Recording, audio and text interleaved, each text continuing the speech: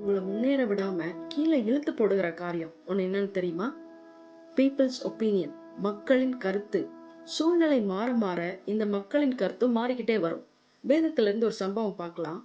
பவுல் ஈரோக்குழிதான் புயலுக்கு தப்பி, கப்பல் சேதத்துக்கும் தப்பி மெலித்தா தீவுல கரையேறாரு.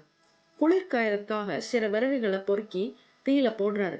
அப்ப ஒரு விரியன் பாம்பு கடிச்சிருது. பார்த்து கொண்டிருந்த மெலித்தா தீவு மக்கள் ஒன்னு சொல்றாங்க, இந்த மனுஷன் கொலைபாதகன், இதற்கு சந்தேகமே இல்லை. பவுலை பற்றி மெலித்தா தீவு மக்களுக்கு என்ன தெரியும்? இன்றைக்கும் உங்களை யாருன்னு தெரியாம, தேவன் உங்களுக்கு வச்சிருக்கிற பிளான தெரியாம தான் உங்க சூழ்நிலை பார்த்து அவங்களுக்கு என்ன தோணுதோ அதெல்லாம் சொல்றாங்க. பவுலுக்கு பாம்பு கடிச்சு ஒன்னும் ஆகலன்னு தெரிந்த உடனே அதே மக்கள் வேறு சிந்தையாகி இவனை தேவன் என்று சொன்னார்கள் என்று எழுதப்பட்டிருக்கிறது. அதனால உங்களை சுற்றி இருக்கிறவங்க உங்களை தப்பா பேசும்போது வருத்தப்படவும் வேண்டாம். உங்களை தலைமையில தூக்கி வச்சு கொண்டாடும் போது சந்தோஷப்படவும் வேண்டாம். இந்த சம்பவத்துல பவுல் எப்படி ரியாக்ட் பண்ணாரு? No reaction.